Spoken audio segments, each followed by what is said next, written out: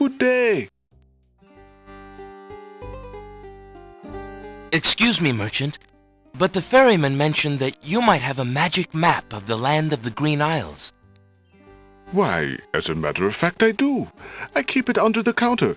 It's been gathering dust so long that I nearly forgot about it.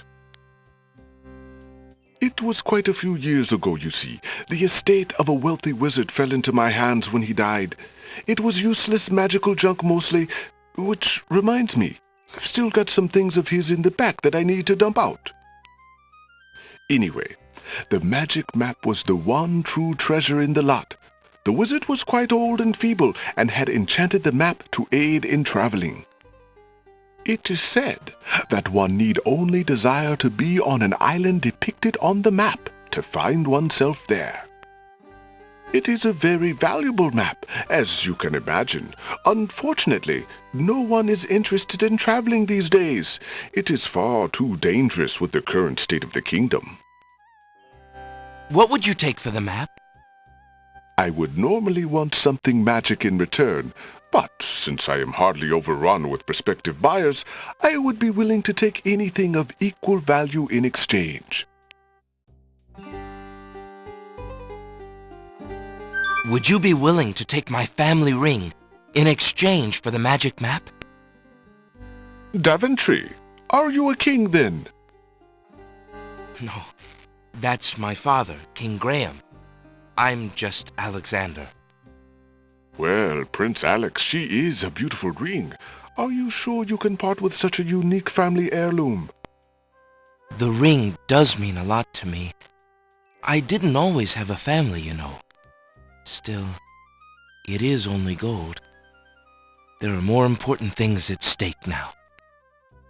Then you now own a magic map, Prince Alex. I will keep your ring out of sight for a few days. If you find anything else of great value in your travels, you can come back for your ring. I would hate to see it melted down for gold. Ah, and a warning about the map. It will only operate when you are out in the open and within sight of the sea.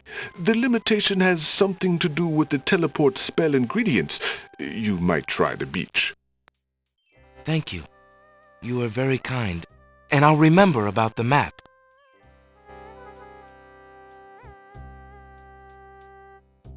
Suddenly, the old man in the concealing cloak sneaks past Alexander, and with a sneaky dart of his hand, steals a mint from the candy jar. The old man stuffs the mint into his mouth and wobbles unsteadily out of the pawn shop.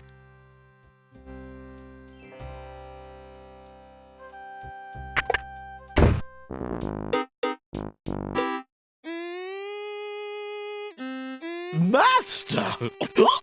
I followed Prince Alexander as you wished. From the pawn shop owner, he just abstained, just reprieved. He just got a magic map. You fool! You've been eating those mints again! I ordered you to stop that! Yes, Master. Now, what is this about a magic map? With the map, Prince Alexander could travel anywhere as quickly, quickly as I can. I thought I took care of the only means of travel. By my scimitar, I can't have him stirring things up now. Get a hold of yourself and listen carefully, Shamir. Go to the other islands and tell them...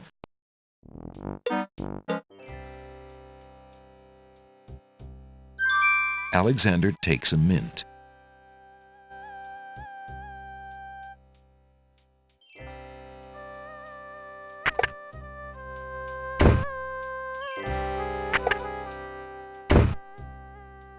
Good. I have this copper coin. Is it of any value to you at all? Most interesting.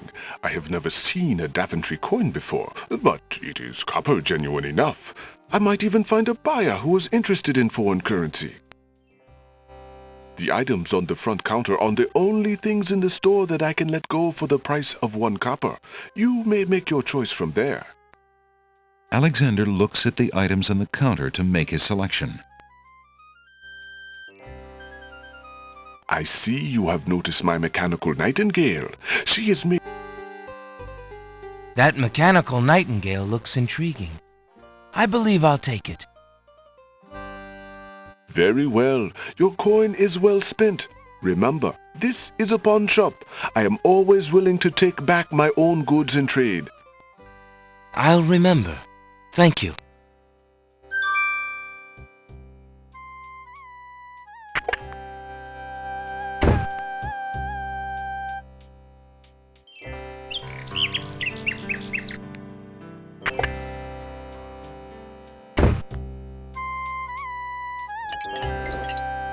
Alexander sorts through the odds and ends that the pawn shop owner dumped into the pot.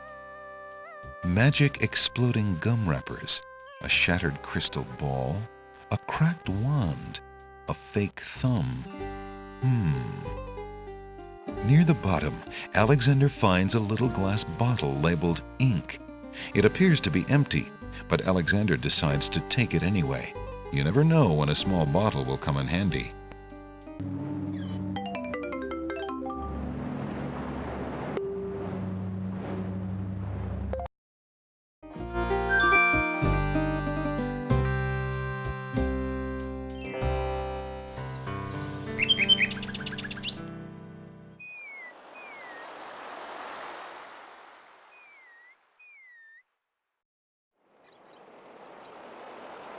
Alexander pulls out his magic map.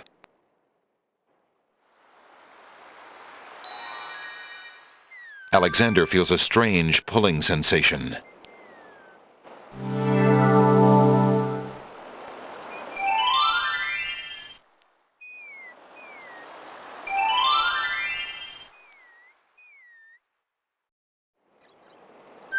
Alexander picks the flower and is startled by its hideously strong skunk-like odor.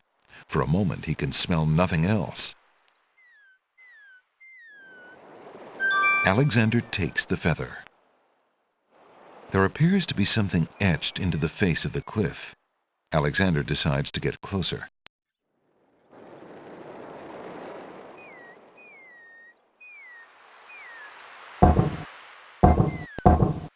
Huge blocks of stone erupt from the granite cliffs.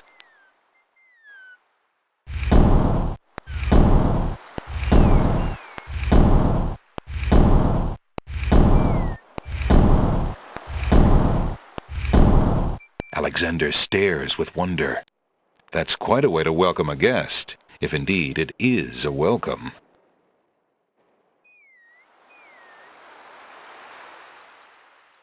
Alexander pulls out his magic map. Alexander feels a strange pulling sensation.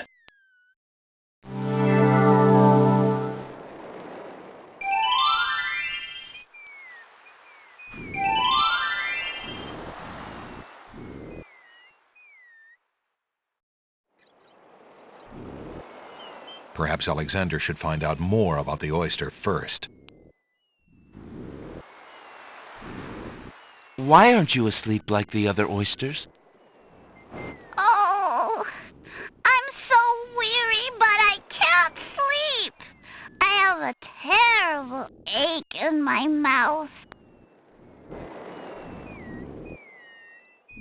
If you're having trouble sleeping, perhaps you'd like me to read to you. Hey, that would be great.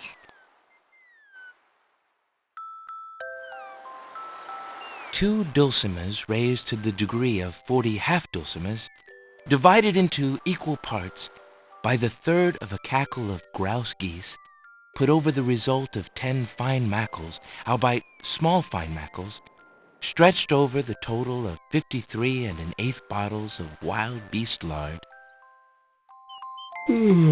Alexander makes a grab for the pearl. Hey, you fixed my mouth. It feels great. Ah, the little oyster drifts into peaceful slumber with the rest of his oyster friends.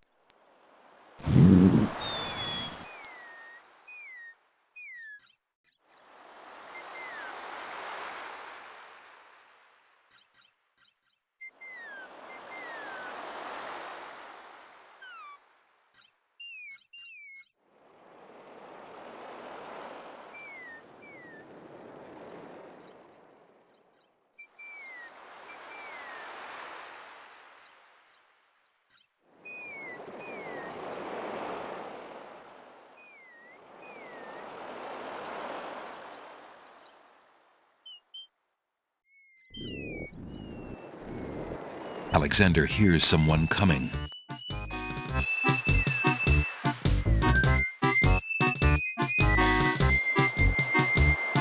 "5 fierce guards of the isle we be. Watch for a foreign man," said he, "with ears and nose, tongue, hands, and eyes. Its nature cannot be disguised. If mad it be, then mad it dies." Old Tom Troll, smell your smell. Do that which you do so well.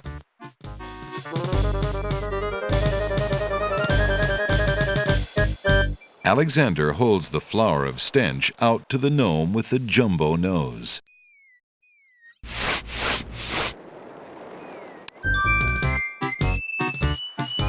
Listen.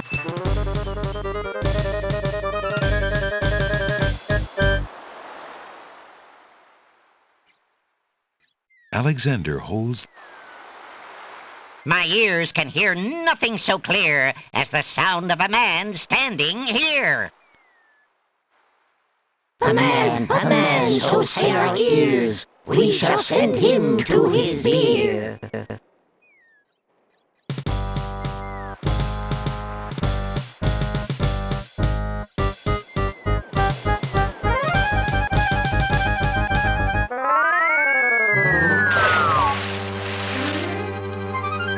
The gnomes toss Alexander too far out into the sea for him to get his footing.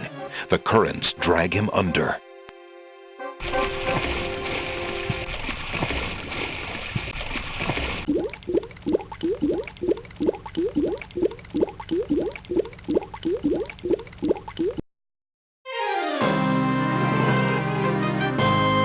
Tickets!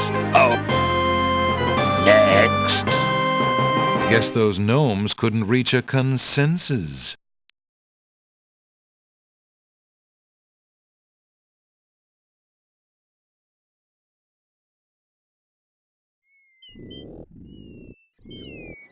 Alexander.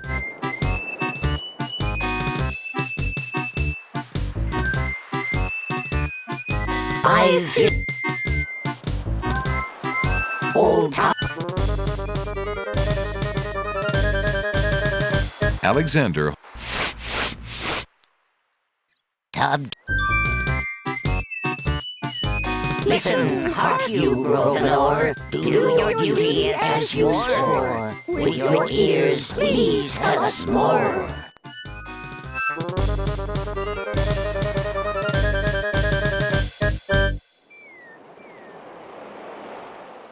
Alexander winds the tin nightingale and plays it for the gnome with the monumental ears.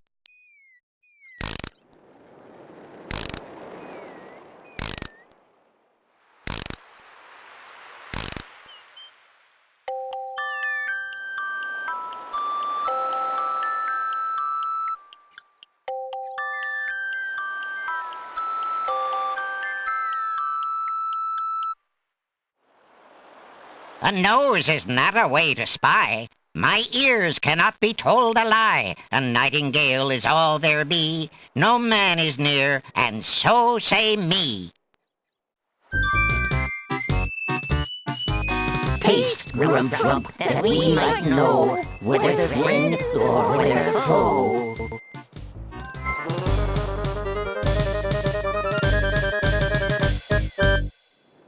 Alexander holds the mint out for the gnome with the gigantic mouth. Grump knows a tasty treat. It matters not what others bleat. No danger is this one so sweet. Trilly-dilly, use your hands. Is it beast or is it man?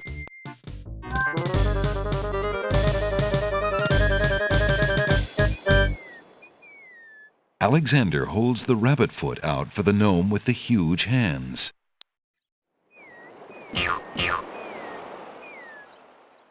Be all you mad? What aileth thee? A bunny can't trill merrily. A hare does not at all taste sweet. A rabbit here is all we greet. Old Bill Batter, never fatter. Vision can resolve this matter. Look you now and end this chatter.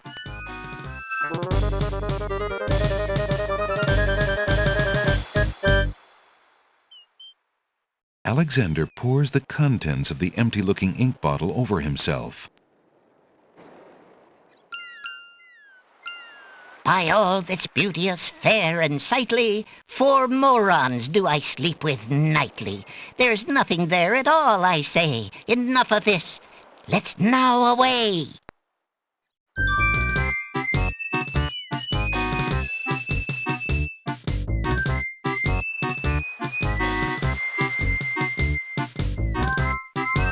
Alexander did it! He's fooled the guards! Alexander picks up the object floating in the water. It appears to be a string of letters. They say, "Where are you going?" Alexander decides to keep the odd sentence, even though it is incomplete.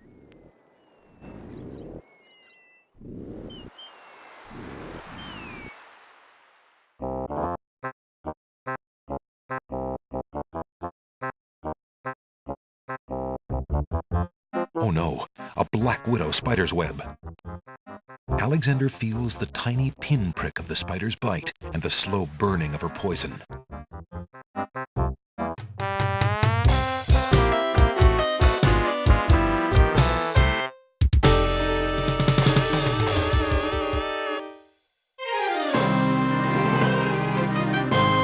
Tickets.